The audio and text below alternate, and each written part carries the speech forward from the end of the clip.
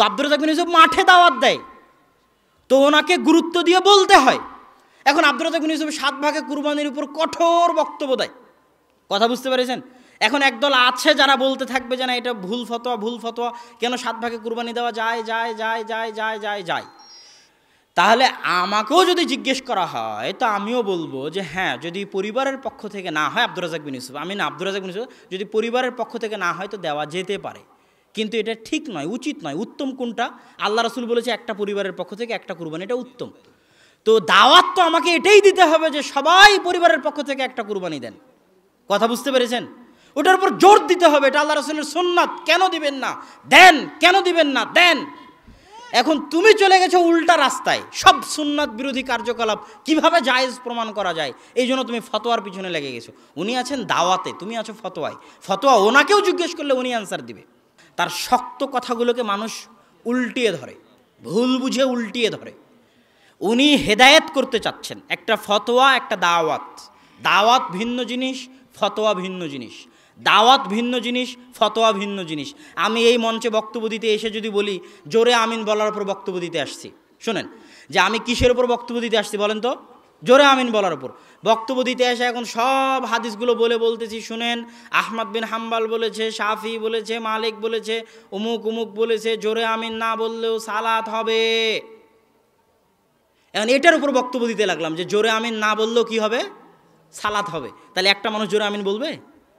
হ্যাঁ, আমাকে বলতে হবে জোরে আমিন বলবেন না কেন? আল্লাহ রাসূলের সুন্নাত, বলতে হবে আপনাকে, আপনি বলতে বাধ্য, বলবেন না কেন?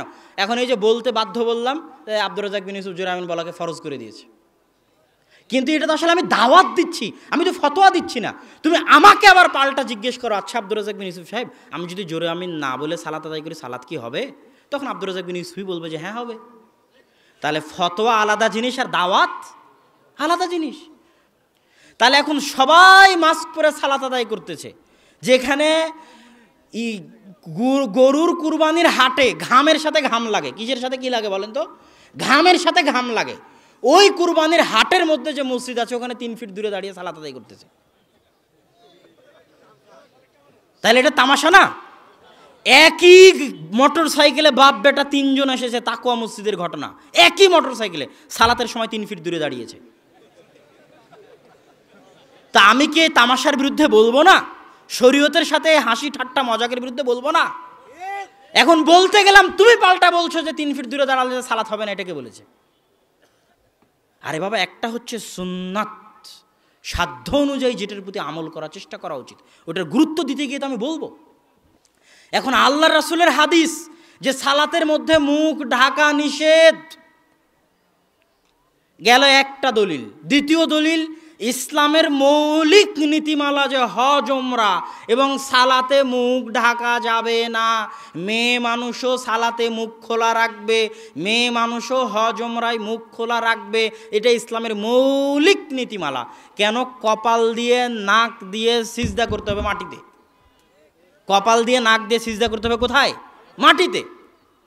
হ্যাঁ, মেয়ে মানুষ যদি গায়ের মাহরাম ব্যক্তি চলে আসে তবুও নেকাব করতে পাবে না হজ ওমরা অবস্থায়। সুতা দিয়ে বাঁধা যে নেকাব ওটা করতে পাবে না। এমনি একটা চাদর মুখের উপর স্বাভাবিক ঢেকে দিতে পারবে, তবুও মুখ খোলা রাখতে হবে। স্বাভাবিক চাদর মুখের উপর ফেলে দিলাম, কিন্তু মুখ কি আছে বলেন তো? খোলা আছে, ভিতরে কিন্তু মুখ খোলা আছে, মুখ কিন্তু কোনো কিছুতে আটকানো নাই। এটা ইসলামের মৌলিক নীতিমালা।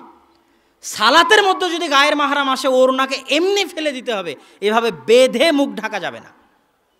কথা কি বুঝতে পেরেছেন? মেয়ে মানুষের ক্ষেত্রেও এটা ইসলামের মৌলিক নীতিমালা। 3 নাম্বার, মুয়াত্তা মালিকে ইমাম মালিক লিখতেছে যে নাক মুখ ঢেকে ইবাদত করা অগ্নি পূজকদের অভ্যাস, তাদের দিনের অংশ, তাদের চরিত্রের অংশ। কাদের? অগ্নি পূজকদের। কে বলেছে? ইমাম মালিক। কোথায় বলেছে? মুয়াত্তা মালিকে বলেছে। তাহলে মান তাশাব্বাহা মিন গায়রি কওমিন, যে ব্যক্তি অন্য কোনো জাতির সাথে সাদৃশ্য স্থাপন করলো, সে কি করলো? সে তাদের সাথে কিয়ামতের মাঠে উঠবে। তাহলে 3টা জিনিস, নাক কপাল মাটিতে লাগিয়ে সিজদা করতে হবে। 2, মুখ ঢেকে ইবাদত করে মাজুসিরা। 3, আল্লাহ রাসূলের হাদিস এবং ইসলামের মৌলিক নীতিমালা যে হজ ওমরা এবং সালাতে মুখ ঢাকা যাবে না। এখন আমি সালাতে মুখ ঢেকে সালাত আদায় করতেছি, তো আব্দুর রাজ্জাক বিন ইউসুফ কেন নিষেধ করতেছে মুখ ঢেকে সালাত আদায় করতে? দুটো কারণে। মুখ ঢেকে সালাত আদায় করা তখনই যাবে যখন নিশ্চিত জানা যাবে যে মুখ না ঢেকলে আমি মারা যেতে পারি। কথা বুঝতে পারিনি? মুখ না ঢেকলে আমি বড় অ্যাক্সিডেন্টে আক্রান্ত হতে পারি। তো যেহেতু করোনা ভাইরাস ছোঁয়াচে রোগ, আর ইসলাম ছোঁয়াচে রোগকে মানে না, কথা বুঝতে পারছেন? ইসলাম ছোঁয়াচে রোগকে কি করে না? মানে না। তো ছোঁয়াচে রোগ থেকে বাঁচার জন্য আপনি যা যা অবলম্বন করবেন সেটা প্রমাণ করবে যে আপনি ছোঁয়াচে রোগে বিশ্বাস করেন। আপনাকে স্বাভাবিক থাকতে হবে। কীরকম থাকতে হবে? স্বাভাবিক। এটা গেল তো বাইরের জীবন। আবার ওটাকে যদি আপনি মসজিদে নিয়ে যান, সালাতের মধ্যে নিয়ে যান, ওটা আরও অতিরিক্ত হয়ে গেল। কেননা আমি ছোঁয়াচে রোগে বিশ্বাসই করি না, এই জন্য আমি মুখ ঢাকতে নিষেধ করতেছি। যে করোনা ভাইরাস যেহেতু ছোঁয়াচে রোগ, আর ছোঁয়াচে রোগ যেহেতু নাই, অতএব এই না থাকা জিনিসটার কারণে সালাতের এত বড় গুরুত্বপূর্ণ ইবাদতকে তুমি মুখ ঢেকে নষ্ট করে দিবে, এটা হতে পারে না। এটা যদি না করি তাহলে জাবারিয়া হয়ে গেলাম, মাস্ক যদি না পড়ি তাহলে যাবারিয়া। আরে বাবা, এটা নয়, আমি তো ছোঁয়াচে রোগে বিশ্বাস করি না, এই জন্য মুখ ঢাকি না। তাও আবার সালাতের মধ্যে। হানাফি আলেম আব্দুস সালাম চাটগামি, হাটহাজারি মাদ্রাসার মুহাদ্দিস, পাকিস্তানেও হাটহাজারি মাদ্রাসার মুফতি, পাকিস্তানেও বহুদিন উনি মুফতি আম ছিলেন, পাকিস্তানের বিন্নুরি টাউনের মাদ্রাসা সম্ভবত, আমার যতদূর জানা আছে। দারুল উলুম দেওবন্দের ফতোয়া, হানাফিদের ফতোয়া, পাকিস্তানের বহু আহলে হাদিস আলেমের ফতোয়া, ইয়েমেনের বহু বড় বড় মুহাদ্দিসের ফতোয়া। উনি লিখেছেন হানাফিরা মাসলা মাসাইলের ক্ষেত্রে একটু বেশি দাকিক হয়, আহলে হাদিসরা বলবে জায়েজ না জায়েজ, হালাল হারাম, মাঝখানে কোনো অপশন আহলে হাদিসরা রাখে না। হানাফিরা অনেক অপশন রাখে, বলবে ফরজ, ওয়াজিব, সুন্নাত, নফল, মুস্তাহাব, 5টা। কয়টা? 5টা। মানে ওরা একটু বেশি যাচাই বাছাই করে যে এটা মুস্তাহাব, এটা নফল, এটা সুন্নাত, এটা ওয়াজিব, এটা ফরজ। আর আহলে হাদিসদের মতে দুইটাই, হয় ফরজ না হয় সুন্নাত, কোনো অপশন নাই, হয় ফরজ না হয় সুন্নাত। এবার হালাল হারামের ক্ষেত্রে ওদের কাছে দুটো অপশন, মাকরু হারাম। মাকরু আবার দুই ভাগে, মাকরু তানজিহি, মাকরু তাহরিমি। মাকরু তাহরিমি মানে হারামের নিকটবর্তী। তো হানাফিরা যারা দাকিক মাসলা মাসাইলের ক্ষেত্রে, তিনি এই বইয়ে লিখেছে যে হানাফি মাযহাবের মতে সালাতে মুখ ঢেকে ইবাদত করা মাকরুহে তাহরিমি, মানে হারামের কাছাকাছি মাকরু। তাহলে আব্দুর রাজ্জাক বিন ইউসুফ তার ফতোয়ায় একক, এটা কিভাবে হলো? সম্মানিত উপস্থিতি, 3 ফিট দূরে দাঁড়ানো, মসজিদ বন্ধ হয়ে যাওয়া। আগে বহু মহামারী গেছে, কোনো মহামারীতে মহামারী থেকে বাঁচার জন্য মানুষ বলেছে মসজিদ বন্ধ করে দাও, মসজিদে গেলে মহামারী হয়ে যাবে। এর দলিল পৃথিবীর ইতিহাসে কোথাও নাই। যে কয়েকটা দলিল দেওয়া হয়েছে আর আরবি ইবারত জানে না, এরা হচ্ছে জাহেল, অজ্ঞ, মূর্খ, অনুবাদ বুঝে না। অনুবাদে বলা আছে, আরবি অনুবাদে বলা আছে যে মহামারীর কারণে গ্রামকে গ্রাম মানুষ মরে এমনভাবে সাফ হয়ে গেল যে লাম ইয়াবকা আহাদুন, কেউ নাই সালাত আদায় করার। সালাত আদায় করার যেহেতু কেউ নাই, এই জন্য মসজিদ বিরান পড়ে আছে। কথা বুঝতে পারেননি? ওই ইবারত তুলে বলতেছে এই দেখেন মহামারীর কারণে মসজিদ বন্ধ করা যাবে। তোমাকে আরো 10 বছর পড়তে হবে, যদি আমি এভাবে বলতে চাই না। কিন্তু এত বড় অজ্ঞতা দেখলে মাথা ঠিক থাকে না, এত বড় মূর্খতা দেখলে মাথা ঠিক থাকে না। আরবি ইবারত বুঝো না, ফতোয়া তোমাকে কে দিতে বলেছে? অনুবাদ বুঝো না, কে ফতোয়া দিতে বলেছে? এমন কোনো নজির নাই ইতিহাসে, বরং পাল্টা উল্টা নজির আছে। উল্টা নজির দেখবেন, আল মাউন ফিত তাউন, পূর্ণ নামটা ঠিক হলো কিনা জানি না, ইবনু হাজার আসকালানির বই, মহামারীর উপর লেখা। ইবনু হাজার আসকালানি 400-450 হিজরির ঘটনা নকল করতেছে, দামেস্ক, সিরিয়া, ফিলিস্তিনের ঘটনা নকল করতেছে। ভয়ঙ্কর মহামারী, গ্রামকে গ্রাম সাফ হয়েছে সেকেন্ডে। কে কাফন দিবে, কে জানাজা দিবে, কাকে কোন কবরে দেওয়া হবে ভাবার সময় নাই, গণকবর। ওই মুহূর্তে মানুষেরা বলা বলি করতে লাগলো, এই শোনো, মহামারী থেকে যদি বাঁচতে চাও, যে যা গুনাহের কাজ করছো সব বন্ধ করে দাও, মদের আড্ডা বন্ধ করে দাও, মদের দোকান বন্ধ করে দাও, জেনার দোকান বন্ধ করে দাও, যা আছে তাসের দোকান, জুয়ার দোকান সব বন্ধ করে দাও, দিয়ে নারী পুরুষ সবাই চলো মসজিদে। ইবনু হাজার আসকালানি নকল করতেছে, নারী পুরুষ সব ভেঙ্গে মসজিদে চলে গেল। বলছে মসজিদে গিয়ে কাঁদো, তওবা করো, ইস্তেগফার করো। সবাই মসজিদে গিয়ে তওবা ইস্তেগফার করতে লাগলো, আল্লাহ মহামারী উঠিয়ে নিলেন।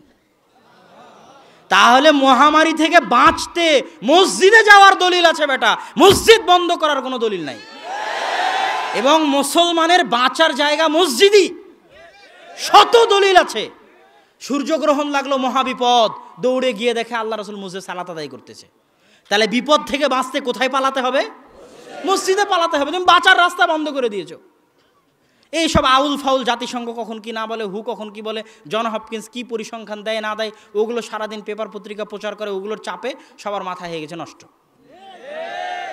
যে ফতোয়া টিকবে না সেই ফতোয়া দেওয়া ঠিক নয়। কেন 3 ফুট দূরে দাঁড়িয়ে সালাতের পক্ষে তুমি যে লড়াই করতেছো, মাস্ক পরে সালাত আদায়ের পক্ষে যে লড়াই করতেছো, এই ফতোয়া কিন্তু টিকবে না। কি জন্য টিকবে না? এখন পর্যন্ত বিশ্ব স্বাস্থ্য সংস্থা বলো আর জাতিসংঘ বলো আর বিজ্ঞানীরা ডাক্তারেরা বলো, কেউ নিজেও জানে না যে করোনা ভাইরাস কি, কেমনে ঢুকে কেমনে বের হয়, কি করা যাবে, মাস্ক পরলে বাঁচা যাবে না, মাস্ক পরলে বাঁচা যাবে না, কোন মাস্ক পরতে হবে, সার্জিক্যাল মাস্ক না কাপড়ের মাস্ক না পিপিই, কি পরলে বাঁচা যাবে কেউ ভালোভাবে জানে না। প্রত্যেক দিনই মতভেদ। আজকে জাতিসংঘ একটা মত দিচ্ছে যে মাস্ক না পরলেও কোনো সমস্যা নাই, করোনা ভাইরাস হবে না। পরের দিন আবার বলছে না মাস্ক পরতে হবে। পরের দিন আবার বলতেছে একদল ডাক্তার না এই সার্জিক্যাল মাস্ক পরা যাবে না, কাপড়ের মাস্ক না, কাপড়ের মাস্ক না, সার্জিক্যাল মাস্ক। তো ওরই তো মন্তব্যের ঠিক নাই, তুমি তার উপর ভিত্তি করে ফতোয়া দিয়ে ইসলামের বিধানকে এত দ্রুত কেন পরিবর্তন করলে? ডাক্তারেরা আগে সব একমত হোক, একমত হয়ে বলুক, তারপরে একটা কথা। ডাক্তারেরাই তো একমত নয়, আজ এক কথা বলে কাল আর এক কথা বলে। জাতিসংঘরিত মন্তব্যের ঠিক নাই, আজ এক কথা বলে কাল আর এক কথা বলে। আর লকডাউন দিয়ে তো দুনিয়া চলবে না। প্রথম দিনেই যেই দিন জামিয়া সালাফিয়া বন্ধ হয়, প্রথম দিনেই যেই দিন জামিয়া সালাফিয়া বন্ধ হয়, সেই দিনেই আব্দুর রাজ্জাক বিন ইউসুফ ওই দিনই বলেছেন যে এইভাবে শিক্ষা প্রতিষ্ঠান বন্ধ করে বরকত কমানো হচ্ছে। কেন? কোরআন হাদিস পড়বে, মসজিদ চলবে, আল্লাহর বরকত অবতীর্ণ হবে, বাঁচা যাবে বিপদ থেকে। মাদ্রাসা বন্ধ, মসজিদ বন্ধ, বিপদ তো আরও নামবে। ওই দিন বলেছেন, প্রথম দিন। তখন মানুষ অনেক সমালোচনা করেছে, কিন্তু বাস্তব সত্য কথা কিন্তু এটাই। তো এখন পর্যন্ত জাতিসংঘ কেউ বলেনি যে আপনারা 3 ফুট দূরে দাঁড়ায়েন না, কেউ আপনারা 3 ফুট দূরে না দাঁড়িয়ে পাশাপাশি দাঁড়ান। কেউ জানে না যে কত ফুট দূরে করোনা ভাইরাস যায়, 9 ফুট দূর পর্যন্ত যায় না 10 ফিট দূর পর্যন্ত যায়, 3 ফিট দূর পর্যন্ত যায়, কেউ কিন্তু জানে না। তখন 3 ফিট দূরে দাঁড়ালো, যদি 9 ফুট দূরেও ধরে তাহলে কথা বুঝতে পারেননি? তাহলে যে ফতোয়া টিকবে না সেই ফতোয়া দিতে গিয়ে অপমান হতে হবে, আজ হোক কাল হোক হতে হবে। কেননা জাতিসংঘ কোনোদিন বলবে না যে এখন করোনা মহামারী উঠে গেছে, এখন আর নাই। যতদিন টিকা না আসবে, যতদিন ব্যবসা কমপ্লিট না হবে টিকা বিক্রি করার, ততদিন করোনা কিন্তু চলতেই থাকবে, ততদিন করোনা চলতেই থাকবে। তো এখন যতদিন করোনা চলতে থাকবে দেখবেন যে না ও মসজিদে 3 ফুট দূরে বন্ধ হয়ে গেছে, মাস্ক ছাড়া মানুষ চালাতে আসতেছে, তাহলে ওরা যতক্ষণ বলবে না ততক্ষণ তুমি তোমার ফতোয়া ধরে রাখতে পারবা না। অতএব ওই ফতোয়ায় গিয়ে শুধু বিরোধিতা করা হবে, শুধু হিংসা করা হবে। বরং এটাই সঠিক সারমর্ম কথা, ছোঁয়াচে রোগ নাই, এটা বেশি বিশুদ্ধ। ছোঁয়াচে রোগ যেহেতু নাই, এই জন্য আমি মাস্ক পরে সালাত আদায় করবো না, এটা অনেক বড় হুকুম। সালাতে মুখ খোলা রাখা অনেক বড় হুকুম, এবং মাজুসিরা মুখ ঢেকে ইবাদত করে। ছোঁয়াচে রোগ যেহেতু নাই, সেহেতু আমি 3 ফুট দূরে দাঁড়াবো না। কেননা পাশাপাশি দাঁড়ানোর কত গুরুত্ব, অগণিত অসংখ্য হাদিস আছে প্রাচীর দিয়ে পাশাপাশি দাঁড়ানোর। আর ছোঁয়াচে রোগ যদি একবার বিশ্বাস করা হয়, মুসাফা বন্ধ হয়ে যাবে। ছোঁয়াচে রোগ যদি থাকতো আল্লাহ রাসূল পায়ে পা দাঁড়ানোর হুকুম দিতেন না। ছোঁয়াচে রোগ যদি থাকতো আল্লাহ রাসূল মুসাফা করতে বলতেন না। ছোঁয়াচে রোগ যদি থাকতো ইসলামে ঈদের জামাত, জুমার খুতবা, বিশাল সমাবেশ এগুলো থাকতো না, এগুলো আল্লাহ রাসূল হুকুম দিতেন না। ছোঁয়াচে রোগ যদি থাকতো অসুস্থ ব্যক্তিকে আল্লাহ রাসূল দেখতে যেতে বলতেন না। কেন? ছোঁয়াচে রোগে আক্রান্ত ব্যক্তিকে দেখতে গেলে তো আমিও আক্রান্ত হব না? আমিও আক্রান্ত হব। আল্লাহ রাসূল বলছে অসুস্থ ব্যক্তিকে দেখতে যাওয়া হক, এক মুসলমানের উপর আর এক মুসলমানের হক। আর দেখতে গেলে 70,000 ফেরেশতা সকাল থেকে সন্ধ্যা পর্যন্ত তার জন্য আল্লাহর কাছে দোয়া করবে। কত বড় ফজিলত! ইসলাম একটা সামাজিক ধর্ম, পুরোটাই সামাজিকতার উপর টিকে আছে। মুসাফা, কুলাকুলি, পায়ে পা মিলিয়ে দাঁড়ানো, জুমার খুতবা, মসজিদ ভর্তি মানুষ, ঈদের খুতবা, মাঠ ভর্তি মানুষ, অসুস্থ ব্যক্তিকে দেখতে যাওয়া। যেই দিনই বিশ্বাস করবেন ছোঁয়াচে রোগ আছে, ইসলামের শতবিধান ধ্বংস হয়ে যাবে, শতবিধানকে টিকানো মুশকিল হয়ে যাবে। অতএব আকীদা সঠিক রাখতে হবে। রোগ এটাই ঠিক এবং এটাই বিশুদ্ধ। এখন আব্দুর রাজ্জাক বিন ইউসুফও তার বক্তব্যে এটাই বলেছে যে নেই কোনো ছোঁয়াচে রোগ। এখন আলোচনা চলতেছে যে বড় বড় এই যুগের বড় বড় আলেম বললেন,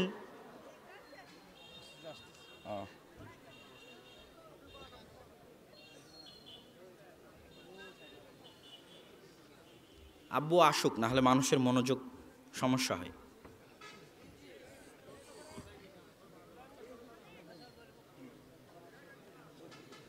আব্দুর রহমান,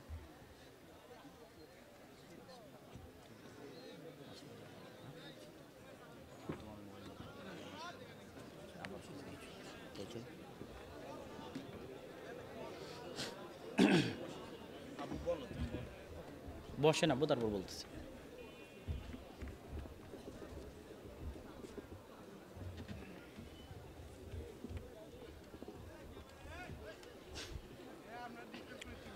তো ছোঁয়াচে রোগের আলোচনা করছিলাম। তাহলে আলেম ওলামা এই দুটো হাদিসের কারণে 3 ভাগে বিভক্ত হয়ে গেলেন। একদল আলেম বললেন ছোঁয়াচে রোগ আছে, এটা নাসেখ। ছোঁয়াচে রোগ নেই, এটা নাসেখ। আর ছোঁয়াচে রোগ আছে, এটা মানসুখ। তথা ছোঁয়াচে রোগ আছে, এটা রহিত হয়ে গেছে। ছোঁয়াচে রোগ নাই, এটাই ঠিক। একদল আলেম বললেন ছোঁয়াচে রোগ আছে, তবে আল্লাহর ইচ্ছায় সংক্রমিত হয়। এই দলের আলেম ওলামা বর্তমান যুগে যারা আছেন, বিভিন্ন দেশে যারা করোনা ভাইরাস থেকে বাঁচার জন্য মাস্ক ব্যবহার করতে, সালাতের মধ্যে 3 ফিট দূরে দাঁড়াতে, তাদের সকলের এই ফতোয়াগুলোর ভিত্তি হচ্ছে ছোঁয়াচে রোগ আছে, আল্লাহর ইচ্ছায় সংক্রমিত হয়। ডাক্তারি হাকিকাত, ডাক্তারি বাস্তবতাকে ইসলাম অস্বীকার করে না, অতএব ডাক্তারি বাস্তবতা মানতে হবে। ডাক্তারি বাস্তবতা যদি না মানা হয়, তাহলে যতজন মানুষ মারা যাবে এগুলোর জন্য আমরা গুনাহগার হব। এটা হলো এই ফতোয়াগুলোর মূল ভিত্তি, দলিলের মূল ভিত্তি। আরেক দল আলেম বললেন, আর তাদের উত্তর হচ্ছে আল্লাহ রাসূল যে বললেন ছোঁয়াচে রোগ নেই, এটার উদ্দেশ্য হচ্ছে জাহেলি যুগে মানুষ বিশ্বাস করত যে ছোঁয়াচে রোগ নিজে নিজেই সংক্রমিত হয়। তো আল্লাহ রাসূল ওটা বলে বুঝাতে চেয়েছেন যে না, ছোঁয়াচে রোগ নিজে নিজে নয়, আল্লাহর ইচ্ছায় সংক্রমিত হয়। এটা হলো ছোঁয়াচে রোগ নাই ওই হাদিসের ব্যাখ্যা তাদের নিকটে। তবে তাদের পক্ষেও যে বড় বড় আলেম নেই তা কিন্তু নয়। এই জন্য আমি তাদের সম্পূর্ণটা ভ্রান্ত, সম্পূর্ণটা বাতিল বা তাদের বিরুদ্ধে কিছু বলা, এই দিকে আমি যাব না। আমি বলতে চাইব বেশি বিশুদ্ধ কোনটা, বেশি ঠিক কোনটা, কোনটার উপর আমাদের আমল করা উচিত। এবং আব্দুর রাজ্জাক বিন ইউসুফ ছোঁয়াচে রোগ নাই এই ফতোয়ায় একা বা একক নন। তুমি যদি আব্দুর রাজ্জাক বিন ইউসুফকে গালি দিতে চাও, তো যাদের নাম বলবো তাদের সবগুলোকে গালি দিতে হবে, যারা এই ফতোয়ার পক্ষে যে ছোঁয়াচে রোগ নাই। তো ছোঁয়াচে রোগ নাই এই কথার পক্ষে কারা? এবার আরেকটু আপনাদের খুলে বলি বিষয়টা, আরেকটু বোঝানোর জন্য। যারা বলেছেন ছোঁয়াচে রোগ আছে তবে আল্লাহর ইচ্ছায় সংক্রমিত হয়, এদের উদ্দেশ্য হচ্ছে জীবন বাঁচানো। কি বাঁচানো বলেন তো? জীবন বাঁচানো। আর যারা বলছেন ছোঁয়াচে রোগ নাই, তাদের উদ্দেশ্য হচ্ছে ঈমান বাঁচানো। কি বাঁচানো? ঈমান বাঁচানো। রাসূল সাল্লাল্লাহু আলাইহি ওয়াসাল্লামের একটা হাদিস নিয়ে সবচেয়ে বেশি সমস্যা দেখা দিয়েছে। সেই হাদিসে রাসূল সাল্লাল্লাহু আলাইহি ওয়াসাল্লাম বলছেন, যখন তোমরা দেখবে কোনো এলাকায় মহামারী আক্রমণ করেছে, তখন তোমরা সেই এলাকায় প্রবেশ করবে না। আর যখন তোমরা যে এলাকায় আছো ওই এলাকাতে যদি মহামারী আক্রান্ত হয়, তাহলে তোমরা ওই এলাকা থেকে বের হবে না। এখান থেকে তাদের সমস্যা হয়েছে যে যেখানে মহামারী আছে ওখানে তো আল্লাহ রাসূল যেতে নিষেধ করলেন, তার মানে ছোঁয়াচে রোগ আছে। এই প্রথম বাক্য থেকে তারা এটা বুঝেছে, কিন্তু পরের বাক্যের উত্তর দেওয়ার ক্ষমতা নাই। যদিও পরের বাক্যের এই সূক্ষ্ম দিকটা আমার দৃষ্টিতে এখন পর্যন্ত কোনো আলেম বা মুহাদ্দিস বইয়ে পেশ করেছে কিনা আমি জানি না, মানে আমি যে কয়েকটা পড়েছি আর কি তার মধ্যে পাইনি। তবে আমার জ্ঞান তো অল্প, থাকতেও পারে কোনো আলেম যিনি বলে গেছেন, কিন্তু আমি নিজে নিজে এটা বুঝেছি। সেই নিজে নিজে আমার বুঝটা কি, যে আল্লাহর রাসূল যদি জীবন বাঁচানোই উদ্দেশ্য হয়, এই জন্যই যদি আল্লাহ রাসূল মহামারী আক্রান্ত এলাকায় যেতে নিষেধ করেন, তাহলে মহামারী আক্রান্ত এলাকা থেকে তিনি পালাতেও বলবেন। এই এলাকায় মহামারী আক্রান্ত হয়েছে, তাড়াতাড়ি পালিয়ে আইসোলেশন, হোম কোয়ারেন্টাইন, নির্জন মরুভূমি, জঙ্গলে চলে যাও, বলবেন না যদি জীবন বাঁচানোর উদ্দেশ্য হয়? অথচ পরের বাক্যে আল্লাহ রাসূল বের হয়েও না, এটা একটা হাদিসের ইবারত।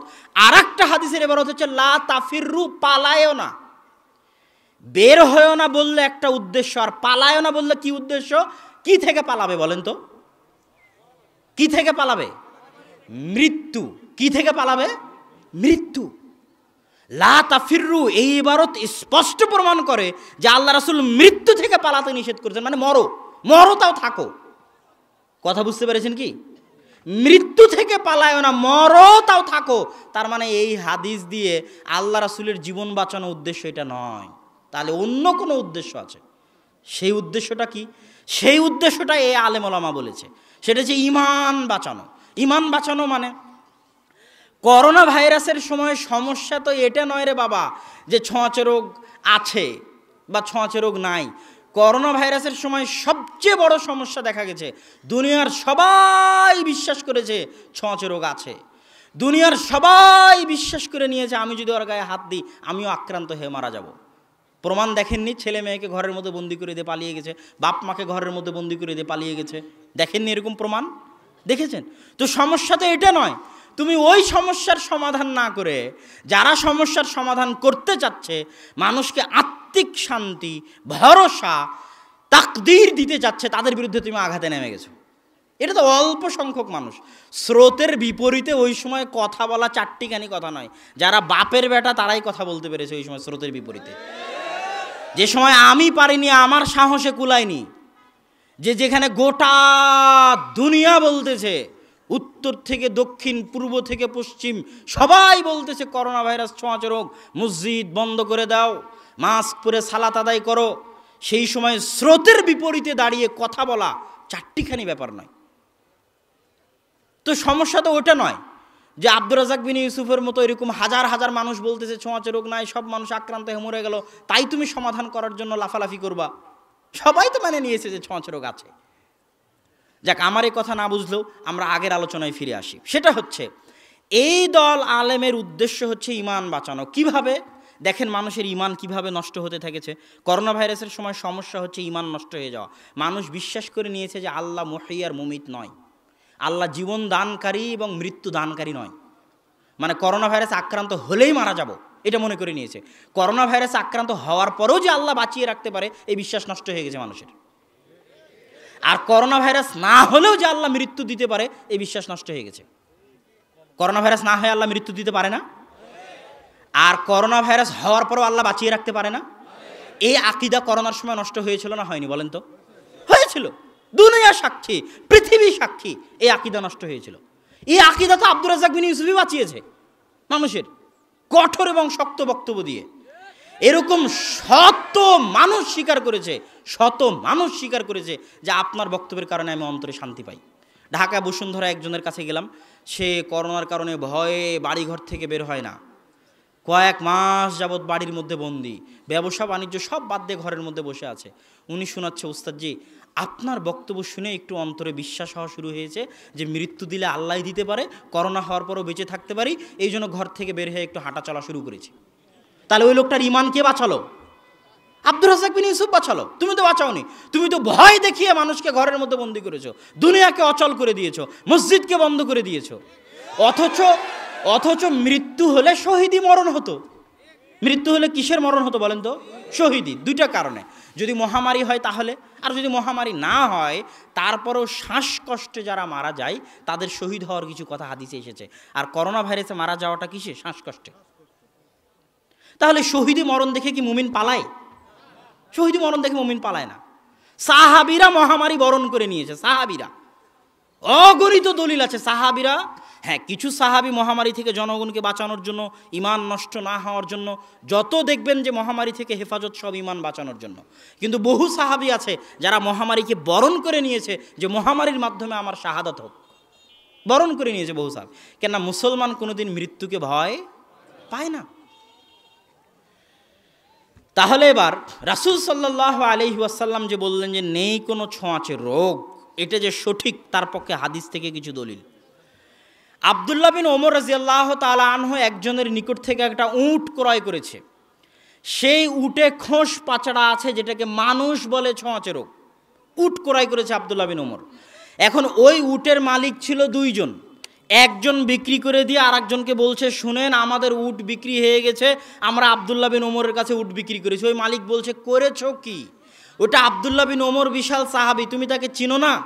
তার কাছে তুমি খোসপাচড়া রোগে আক্রান্ত উট বিক্রি করে দিলা। উনি যদি পরে মনে করে আমি তাকে ধোকা দিয়েছি, তাড়াতাড়ি চলো তার কাছে। হাদিসের ভাবার্থ আর কি। এটা আবার বলিয়েন না যে এই বাক্য, এই শব্দ তো হাদিসের মধ্যে নাই, বললো কেন?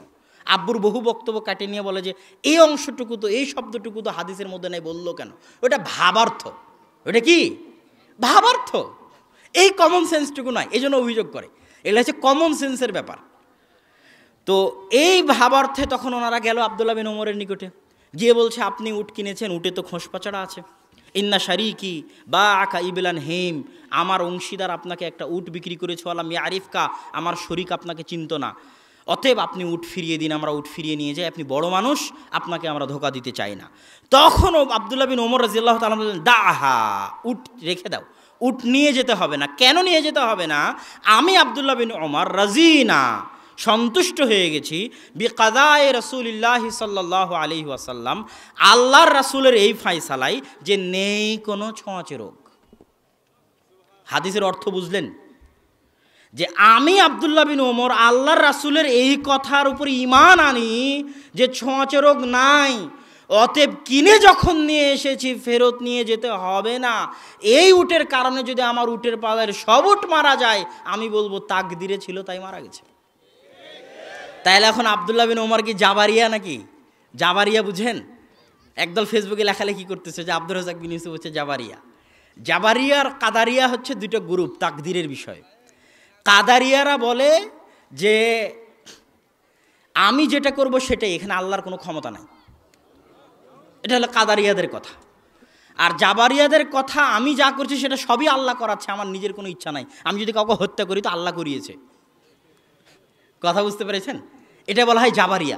তখন আব্দুর রাজ্জাক বিন ইউসুফ মাস্ক পরে না। কথা বুঝতে পারেননি? আর এগুলোর বিষয়ে কঠোর বক্তব্য আছে, তখন আব্দুর রাজ্জাক বিন ইউসুফ হয়ে গেছে জাবারিয়া। নাউজুবিল্লাহ। তো এখন আব্দুল্লাহ বিন ওমর যে ফায়সালাটা মেনে নিলেন, উনি যে ছোঁয়াচে রোগ থেকে বাঁচার জন্য এই উটটাকে যে দিয়ে দিলেন না, হিসাবে তো সাবাব ইখতিয়ার করার কারণে বাঁচার জন্য হিসাবে তো উটটা দিয়ে দেওয়া উচিত, কিন্তু উট তো উনি নিয়ে নিলেন। এখন উট নিয়ে নিয়ে উনি যে আর বাকি উটগুলোকে ধ্বংস করতেছেন ওই দলের কথা অনুযায়ী, তাহলে কি আব্দুল্লাহ বিন ওমর জাবারিয়া? ফতোয়া দাও। আচ্ছা, রাসূল সাল্লাল্লাহু আলাইহি ওয়াসাল্লাম বহু হাদিসে, একটা হচ্ছে লা আদওয়া, এটা অতটা স্পষ্ট নয়, যারা আরবি বুঝে তারা বুঝতে পারবে। লা ইউদি শাইউন শাইয়া, এটা লা আদওয়ার চাইতে আরও স্পষ্ট। এটা যে কেউ আরবি বুঝে সে বুঝতে পারবে। লা আদওয়া, নেই কোনো ছোঁয়াচে রোগ। কোনো অপশন থাকতে পারে যে নেই কোনো ছোঁয়াচে রোগ, তার মানে মনে হয় কিছু আছে, ইল্লা, তবে এটা ব্যতীত বা এই কারণে। কিন্তু আল্লাহ রাসূল আর একটা বাক্যে বলে দিলেন লা ইউদি শাইউন শাইয়া। সেটার অর্থ কি? কোনো কিছুই একজনের কাছ থেকে আরেকজনের নিকটে যেতে পারে না। এটা হলো এই হাদিসের অনুবাদ, মানে আরও স্পষ্ট যে কোনো কিছুই একজনের কাছ থেকে আরেকজনের নিকটে যেতে পারে না। উনি কিন্তু বলেননি যে আল্লাহ চাইলে যেতে পারে। বলতে পারতেন না? পারতেন না? পারতেন। আচ্ছা, আর এক হাদিসে রাসূল সাল্লাল্লাহু আলাইহি ওয়াসাল্লাম বলছেন যে আল্লাহ রাসূল যখন বললেন নেই কোনো ছোঁয়াচে রোগ, তখন একজন পল্লীর ব্যক্তি জিজ্ঞেস করলো, তাহলে উটের পালে একটা অসুস্থ উট আনলে সব যে অসুস্থ হয়ে যায়? তখন আল্লাহ রাসূল বলেন মানা আদাল আউয়াল, প্রথমটা অসুস্থ হয়েছিল কিভাবে? করোনা ভাইরাসে আক্রান্ত প্রথম ব্যক্তি কিভাবে আক্রান্ত হয়েছিল? ও যেভাবে আক্রান্ত হয়েছে আমি কি ওভাবে আক্রান্ত হতে পারি না? করোনা ভাইরাসে আক্রান্ত প্রথম ব্যক্তি যেভাবে আক্রান্ত হয়েছে আমি কি ওভাবে পারি না? আল্লাহ কি চাইলে পারেন না? 100 বার পারেন। আমি কারোর সাথে লাগলেই আক্রান্ত হব, এটা কোত্থেকে আসলো? একজনকে তো আল্লাহ না লাগানো ছাড়াই আক্রান্ত করেছে, আল্লাহ রাসূল ওই যুক্তি দিয়েছেন। কিন্তু এই হাদিস কি জন্য পড়লাম? এই হাদিসে অতিরিক্ত বাক্য আছে, যালিকুমুল কাদার, লাগে না, তবে যদি লেগে যায়, যা হয়, তুমি একটা ছোঁয়াচে রোগকে একটা পালের মধ্যে ঢুকিয়ে দিলা, দেওয়ার পর সবগুলো আক্রান্ত হয়ে গেল, এটা হচ্ছে তাকদীর। কে বলেছে? আল্লাহ রাসূল বলেছেন। কি বলেছেন? এটা হচ্ছে তাকদীর। তখন আমি যদি বলি এইভাবে যে আমি মাস্ক যদি না পরি আর না পরার কারণে আরেকজনের কাছ থেকে যদি আক্রান্ত হয়ে যাই, তাহলে এটা আমার তাকদীর, তাহলে কি আমি জাবারিয়া হব? আল্লাহ রাসূল তো বলে দিলেন তাকদীর, যে ওই উটকে তুমি নিয়ে এসে পালের মধ্যে রাখলা, আক্রান্ত হয়ে গেল, এটা কি? তাকদীর। আল্লাহ রাসূলের হাদিসের বাক্য, যালিকুমুল কাদার। আর এক হাদিসে আল্লাহ রাসূল আরও স্পষ্ট করছেন যে খালাকাল্লাহু কুল্লা নাফসিন, শোনো, নেই কোনো ছোঁয়াচে রোগ। আল্লাহ রাসূল তাহলে উট যে আক্রান্ত হয়, আসলে তুমি বলো প্রথমটা কিভাবে আক্রান্ত হয়? শোনো কিভাবে আক্রান্ত হয় জানো? খালাকাল্লাহু কুল্লা নাফসিন, আল্লাহ সব আত্মাকে সৃষ্টি করেছে, তারপরে সব আত্মার জীবন, মৃত্যু, বিপদ, রিজিক লিখে দিয়েছেন। তাহলে ছোঁয়াচে রোগের পরে আল্লাহ রাসূলের এই উত্তর দেওয়ার কি দরকার? তুমি আল্লাহ রাসূলের চাইতে বেশি বুঝো না, আল্লাহ রাসূল তোমার চাইতে বেশি বুঝে। আল্লাহ রাসূলকে যখন পাল্টা প্রশ্ন করা হলো যে এটা যে হয়, একটা ছোঁয়াচে রোগে আক্রান্ত উট আসলে সবগুলো আক্রান্ত হয়, তখন আল্লাহ রাসূল বলতে পারতেন এটা আল্লাহর ইচ্ছায় সংক্রমিত হয়। তা না বলে আল্লাহ রাসূল তাকদীরের আলোচনা কেন করছে? আরে আল্লাহ রাসূল কেন তাকদীরের আলোচনা করলো? যেখানে ছোঁয়াচে রোগের হাদিস, ওখানে তাকদীরের আলোচনা কি জন্য আল্লাহ রাসূল করলো? দোষ আমার না আল্লাহ রাসূলের? আল্লাহর রাসূল যদি তাকদীরের আলোচনা করে, আমি তাকদীরের আলোচনা করলে কেমনে দোষী হই? ছোঁয়াচে রোগের সাথে আল্লাহ রাসূল কেন তাকদীরের আলোচনা করলো? এই প্রশ্নের উত্তর দাও। যত ছোঁয়াচে রোগের হাদিস পাবা, সব ছোঁয়াচে রোগের হাদিসে আল্লাহর রাসূল তাকদীরের আলোচনা করেছে, যে এটা তাকদীর, পৃথিবী সৃষ্টির 50,000 বছর আগে লেখা আছে। এখন ওই কথাই যদি আব্দুর রাজ্জাক বিন ইউসুফ আজকে করোনা ভাইরাসের কারণে বলে, তুমি বলবা তুমি জাবারিয়া, তাহলে কি আল্লাহ রাসূল জাবারিয়া নাকি? আচ্ছা, এবার আসি, আল্লাহর ইচ্ছায় সংক্রমিত হয়। আল্লাহর ইচ্ছা বললে দুনিয়াতে এমন কোনো কোরআন হাদিসের মাসলা নাই যেটা টিকানো যাবে না, সব ধ্বংস হয়ে যাবে। আল্লাহর ইচ্ছা এমন একটা শব্দ, যেই শব্দ যুক্ত করলে ইসলামের যত মাসলা মাসাইল আছে সব মাসলা মাসাইলকে 1 সেকেন্ডে ধ্বংস করে দেওয়া যাবে। যেমন কাদিয়ানীরা যোগ করেছে লা নাবিয়্যা বাদি, আল্লাহ রাসূল বলেছেন আমার পরে কোনো নবী নেই। কাদিয়ানীরা যোগ করেছে ইল্লা মাশা আল্লাহ, তবে যদি আল্লাহ চায়। বুঝতে পারেননি? মানে আল্লাহ চাইলে আল্লাহ রাসূলের পরে নবী আসতে পারে। তাহলে তবে যদি আল্লাহ চায়, এই কথা দিয়ে একটা বিশাল আকীদা ধ্বংস হয়ে গেল না? যে আল্লাহ রাসূলের পর কোনো নবী আসবে না, এই কথাটা কি দিয়ে ধ্বংস হয়ে গেল? যদি আল্লাহ চায়, ওটাতে ধ্বংস হয়ে গেল। যারা কাফের মুশরিক চিরস্থায়ী জাহান্নামে থাকবে, শত কোরআনের আয়াত আর হাদিস, শত কোরআনের আয়াত আর হাদিস। এখন আমি যদি বলি তবে যদি আল্লাহ চায়, তাহলে চিরস্থায়ী জাহান্নামে না থেকে আবার জান্নাতেও দিতে পারেন। আকীদা ধ্বংস হলো না? হলো না? হলো। আরে বাবা, তোমাকে আল্লাহ চায় এটা কে যোগ করতে বলেছে? যতটুকু কোরআন হাদিসে আছে অতটুকু বিশ্বাস করা তোমার দায়িত্ব। আল্লাহ চাইলে কি হবে না হবে এটা বের করা তোমার দায়িত্ব নয়। ওটা যদি বের করতে যাও, সব আকীদা আমল ধ্বংস হয়ে যাবে, টিকাতে পারবে না। এবার বলি, এই অনুবাদ যে চলবে না তার প্রমাণ কই? এই অনুবাদ না চলার প্রমাণ হাদিস, ওই হাদিসের মধ্যেই আছে। তবে এটাও হয়তো আগের যুগের, কেন এত বড় ফিতনা, ছোঁয়াচে রোগ নিয়ে এত বড় ফিতনা আগের যুগে আসেনি। এই জন্য আগের যুগের আলেম ওলামাদের বইয়ে নাও থাকতে পারে, কিন্তু আপনাকে বলে যায় ওই যে হাদিস আল্লাহ রাসূল বলল লা আদওয়া, নেই কোনো ছোঁয়াচে রোগ, লা তুয়ারাতা, নেই কোনো কুলক্ষণ, লা সাফারা, সফর মাসে কিছু নেই, লা হামাতা, পেঁচাই কিছু নেই। এখন প্রথম বাক্যের অনুবাদ যদি আমি করি নেই কোনো ছোঁয়াচে রোগ, তবে আল্লাহ চাইলে সংক্রমিত হতে পারে, তাহলে পরের বাক্য নেই কোনো কুলক্ষণ, ওটারও অনুবাদ করতে হবে আল্লাহ চাইলে কুলক্ষণ হতে পারে। কথা কি বুঝতে পেরেছেন? তারপরের বাক্য পেঁচাই কিছু নেই, যদি প্রথমটাতে অনুবাদ করে আল্লাহ চাইলে সংক্রমিত হতে পারে, পরেরটাতে অনুবাদ করতে হবে পেঁচাই কিছু নেই, তবে আল্লাহ চাইলে পেঁচাই কিছু হতে পারে। সফর মাসে কিছু নেই, প্রথমটাতে যদি অনুবাদ করে আল্লাহ চাইলে সংক্রমিত হতে পারে, পরেরটাতে অনুবাদ করতে হবে আল্লাহ চাইলে সফর মাসে কিছু থাকতে পারে। কিন্তু দুনিয়ার অধিকাংশ আলেম ওলামা একমত যে পেঁচাই কিছু নেই, কুলক্ষণ বলে ইসলামে কিছু নেই। তাহলে প্রথমটাই তুমি যদি অনুবাদ করো যে আল্লাহ চাইলে সংক্রমিত হয়, পরেরটা তো অনুবাদ করতে হবে। তার মানে এই অনুবাদ ভুল, এই অনুবাদ ঠিক নয়। ছোঁয়াচে রোগ নেই এটাকে তার উমুম ব্যাপক অর্থের উপর রেখে দিতে হবে। আচ্ছা, এবার তারপরে আসেন, রাসূল সাল্লাল্লাহু আলাইহি ওয়াসাল্লাম মহামারী এলাকা থেকে বের হতে নিষেধ করলেন, সেটার ব্যাখ্যা আপনাদেরকে দিলাম।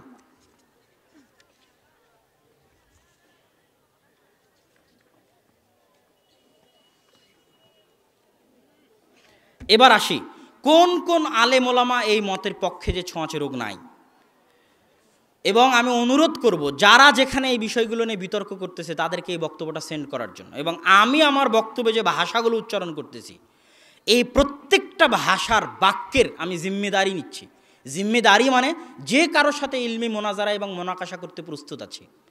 এই বক্তব্য যদি উর্দুতে দেওয়া লাগে তো উর্দুতে দিতে প্রস্তুত আছি, এই বক্তব্য যদি আরবিতে দেওয়া লাগে তো আরবিতে দিতে প্রস্তুত আছি, ইংরেজিতে দেওয়া লাগলে ইংরেজিতে দিতে প্রস্তুত আছি। সবার সাথে ইলমি মোনাকাশা করতে প্রস্তুত আছি এই পয়েন্টগুলোতে, কাউকে ভ্রান্ত প্রমাণ করে নয়, বেশি সঠিক মাসলা কোনটা এটা প্রমাণ করতে গিয়ে।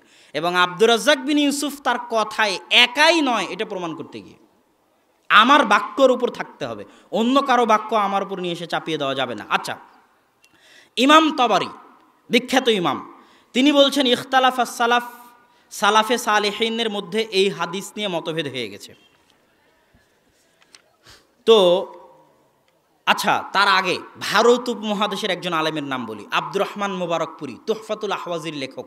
তিনি এই ফতোয়ায় আব্দুর রাজ্জাক বিন ইউসুফের পক্ষে। আমি এটা আজকে খুঁজছিলাম যে ভারত উপমহাদেশে কাউকে পাই কিনা, যদিও আরও খুঁজলে আরও বের হবে। তিনি এই ফতোয়ায় গিয়ে বলছেন, কুলতু ইবনে আব্দুর রহমান আল মুবারকপুরি ফি কাউনি হাদাল জামা হাসানান নাজর। একদল মানুষ যারা এই পরস্পর বিরোধী হাদিসের মধ্যে এই বলে সামঞ্জস্য বিধান করেছে যে ছোঁয়াচে রোগ আছে তবে আল্লাহর ইচ্ছায় সংক্রমিত হয়। কেন?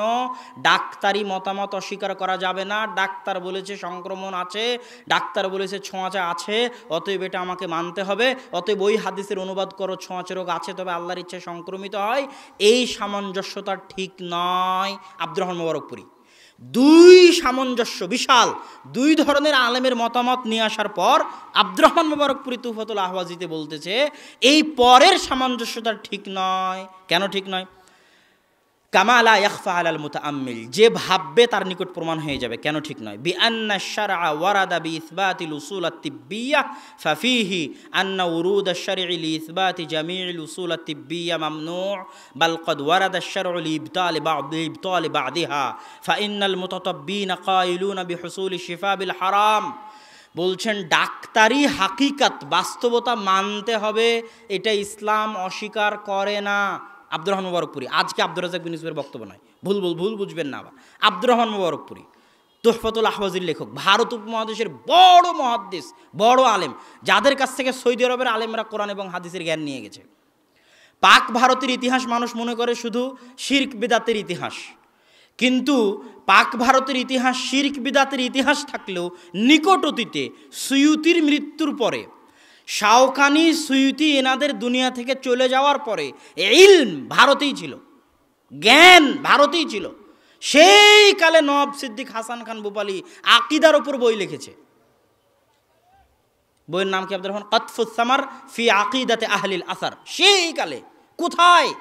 যখন এই মুহাম্মদ বিন আব্দুল ওয়াহাবের যুগ, তখন যত হাদিসের বই আছে অধিকাংশ হাদিসের বই দেখবেন কোথায় প্রথম প্রকাশ হয়েছে? ভারতে। কোথায় প্রথম প্রকাশ হয়েছে? পাকিস্তানে। জারাহ তাদিল ইবনু আবি হাতেম বিখ্যাত মুহাদ্দিস, কোথায় প্রথম প্রকাশ? ভারতে প্রকাশ। আব্দুর রহমান বিন ইয়াহইয়া আল মুআল্লিমি বলা হয় যাহাবিউল আসর, এই যুগের ইমাম যাহাবি। এই যুগের ইমাম যাহাবি বলা হয় দুইজনকে, আলবানিকে আর আব্দুর রহমান বিন ইয়াহইয়া আল মুআল্লিমিকে। কোথায় পড়াশোনা করেছেন, গবেষণা করেছেন? ভারতের হায়দ্রাবাদ, দাকান। মোহাম্মদ রাবি বিন হাদি আল মাদখালি, যাকে নিয়ে গর্ব করা হচ্ছে এবং যাকে ঢাল বানিয়ে ব্যবহার করা হচ্ছে আলেম ওলামাদেরকে, আহলুস সুন্নাত ওয়াল জামাতের আলেম ওলামাদেরকে রদ করার ক্ষেত্রে, উনি জামিয়া সালাফিয়া এসে ইলম অর্জন করেছেন। জামিয়া সালাফিয়া বানারস, ভারত। উনি নিজে ভারত থেকে জ্ঞান নিয়ে গেছেন। সৌদি আরবের যেটা দারুল হাদিস, মক্কায় যে দারুল হাদিস আছে, ওই দারুল হাদিসের প্রতিষ্ঠাতা মিয়া নাজির হোসেন দেহলভির ছাত্র, ভারত থেকে জ্ঞান নিয়ে গেছেন মিয়া নাজির হোসেন দেহলভির কাছে। সৌদি আরবের দক্ষিণ অঞ্চলের যিনি বিপ্লব সৃষ্টিকারী কোরআন এবং হাদিসের উপর এবং শিরক এবং বেদাতের বিরুদ্ধে, উনি মিয়া নাজির হোসেন দেহলভির কাছে জ্ঞান নিয়ে গেছেন। এই ভারত থেকে জ্ঞান নিয়ে গেছেন। তো এখন এসে বলতেছে যে পাক ভারতে নাকি জ্ঞান নাই, পাক ভারতে নাকি কোনো বড় আলেম নাই। এটা হলো দেশভিত্তিক জাতীয়তাবাদ। এটা পৃথিবীতে আগে কোনো দিন ছিল না এই জাতীয়তাবাদ। সুয়ুতির মৃত্যুর পর থেকে এবং সৌদি আরবের বর্তমান উত্থান বলতে বিন বাজ, ওসাইমিন, আলবানি রাহেমাহুল্লাহ, এনাদের যে যুগটা, জ্ঞানের যে নতুন যুগ, কেন সৌদি সরকার জ্ঞানের পিছনে অনেক টাকা খরচ করে, বড় বড় বিশ্ববিদ্যালয় তৈরি করেছে। মদিনা বিশ্ববিদ্যালয়, মোহাম্মদ বিন সৌদ, কোটি কোটি টাকা ওগুলোর পিছনে খরচ হচ্ছে, গবেষণার পিছনে, হাদিসের পিছনে, কোরআনের পিছনে। এরকম আগে কোনো দিন ছিল না। তো এই সরকারি খরচ কোরআন এবং হাদিসের পিছনে হওয়ার ফলে সৌদি যে জ্ঞানের উর্বর ভূমি হয়ে উঠেছে, এই উর্বর ভূমি হওয়ার আগ পর্যন্ত জ্ঞান ভারতেই ছিল, মারকাজুল ইলম। আর মারকাজুল ইলম কোনো সময় এক জায়গায় থাকে না। কখন বাগদাদ মারকাজুল ইলম ছিল, কখন নিশাপুর মারকাজুল ইলম ছিল। এখন ইরানের নিশাপুরে যায় দেখেন সবই শিয়া, অথচ নিশাপুরে কত বড় বড় মুহাদ্দিস, ইমাম বুখারী, মুসলিম, হাকেম, সব বড় বড় মুহাদ্দিস নিশাপুরে এখন শিয়ারা বসবাস করতেছে। এটা আল্লাহর পৃথিবী পরিচালনার নীতি, যাতে নির্দিষ্ট কোনো ব্যক্তি, দল, দেশ, সংগঠন, মাদ্রাসার প্রতি মানুষের ভালোবাসা না চলে যায়। এই জন্য আল্লাহ কোথাও হক স্থায়ী রাখেন না। এটা আল্লাহর নীতি। নির্দিষ্ট দলের মধ্যে হক থাকলে ওঠেরই মানুষ পূজা করা শুরু করত, ব্যক্তির মধ্যে থাকলে অরই পূজা করা শুরু করত, নির্দিষ্ট দেশের মধ্যে থাকলে, যেমন এখন দেশ পূজা শুরু হয়েছে কেবারের নামে, তো এই দেশের মধ্যে যদি থাকতো তাহলে নিশাপুরে থাকতো, বাগদাদে থাকতো। এই জন্য ব্যাখ্যা হচ্ছে লা তাজালু তায়ফাতুম মিন, একদল উম্মত, আমার একদল দল কিয়ামত পর্যন্ত হকের উপর থাকবে। এটা নির্দিষ্ট কোনো দল নয়। দেশ চেঞ্জ হবে, সময় চেঞ্জ হবে, আলেম চেঞ্জ হবে, মাদ্রাসা চেঞ্জ হবে, সংগঠন চেঞ্জ হবে, সব চেঞ্জ হতে থাকবে, কিন্তু হক নির্দিষ্ট এক জায়গায় থাকবে এটা নয়, বিভিন্ন সময় বিভিন্ন জায়গায় থাকতে পারে। তো আব্দুর রহমান মোবারকপুরি বলতেছে যে ইসলাম ডাক্তারি বাস্তবতাকে মানে, তবে এই কথার অর্থ এই নয় যে সব ডাক্তারি বাস্তবতা ইসলাম মানবে। এই কথার অর্থ এই নয় যে সব ডাক্তারি সিদ্ধান্ত ইসলাম মানবে। বহু ডাক্তারি সিদ্ধান্ত ইসলাম অস্বীকার করেছে। দলিল, হারাম জিনিস দিয়ে চিকিৎসা করা, হারাম জিনিস দিয়ে চিকিৎসা ডাক্তারি বিদ্যা মানে। জাদু করলে কাজ হয়, শিরকি জিনিস দিয়ে ফু দিলে কাজ হয়। কে বলেছে হয় না? জিন শয়তান তো কাজ করে, হয়তো। আল্লাহ সুবহানাহু ওয়া তাআলা, আল্লাহর রাসূল বলছেন জাদু আছে। তার মানে কি এখন আমি জাদু দিয়ে চিকিৎসা করব? তার মানে কি আমি এখন জাদু দিয়ে চিকিৎসা করব নাকি বলেন তো? জাদু আছে, এটা বাস্তবতা, তারপরেও হারাম। তাহলে বহু চিকিৎসা বিজ্ঞানের বাস্তবতা এমন আছে যেটা বাস্তব কিন্তু ইসলামে হারাম, বাস্তব কিন্তু ইসলাম অস্বীকার করেছে। আব্দুর রহমান মোবারকপুরি বলছে যে চিকিৎসা বিজ্ঞানের বাস্তবতা হলে ইসলাম মানবে, এ কথা বল। হারাম জিনিস দিয়ে চিকিৎসা, শুকুরের গোস্ত, তেল, চর্বি দিয়ে চিকিৎসা ইসলামে হারাম, চলবে না। অথচ ডাক্তার বলতেছে যে এই শুকুরের চর্বিতে এই চিকিৎসা আছে, ডাক্তারি বাস্তবতা, তাই বলে কি ইসলাম মানবে? সব ডাক্তারি বাস্তবতা ইসলাম মানে না। তো এখন ডাক্তার বলছে সংক্রামক আছে, তাই আমাকেও বিশ্বাস করতে হবে যে সংক্রামক আছে, এটা নয়। এটা আব্দুর রহমান মোবারকপুরির উত্তর। আচ্ছা, তারপরে তিনি বলছেন ফায-যাহিরু আর-রাজিহ ইনদি, আব্দুর রহমান মোবারকপুরি, আমার নিকটে প্রাধান্যপ্রাপ্ত মত হচ্ছে হাদিসের বাহ্যিক যে অর্থ, এই অর্থ আর এই হাদিসের মধ্যে সামঞ্জস্য হাফিজ ইবনে হাজার আসকালানি যেটা করেছেন সেটা। হাফিজ ইবনে হাজার আসকালানি একই সামঞ্জস্য করেছে, আব্দুর রহমান মোবারকপুরি একই সামঞ্জস্য করেছে, ইমাম খাত্তাবি একই সামঞ্জস্য করেছে।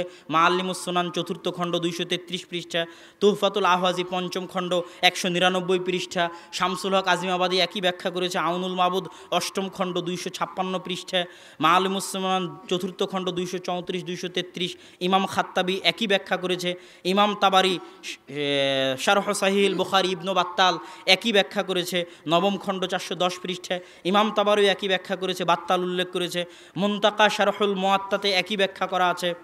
ইস্তিযকার ইবনে আব্দুল বার, এনাকেও বলা হয়, অনেকেই বলেছে তিনি জাহিরি ঘেঁষা মুহাদ্দিস, অনেকেই বলেছে। আহমদ বিন হাম্বলকে বলেছে জাহিরি ঘেঁষা মুহাদ্দিস। তুমি কি করবে?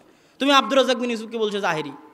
আরে মুহাদ্দিসদের মধ্যে একটা বিশাল গ্রুপ আছে যাদেরকে বহু মানুষ বলেছে জাহিরি ঘেঁষা মুহাদ্দিস। ইবনে আব্দুল বার ইস্তিযকারের 8ম খণ্ড 422 পৃষ্ঠা, তামহিদ 24 খণ্ড 196 পৃষ্ঠা, ইকমালুল মুআল্লিম বি ফাওয়াইদ মুসলিম 7ম খণ্ড 134 পৃষ্ঠা।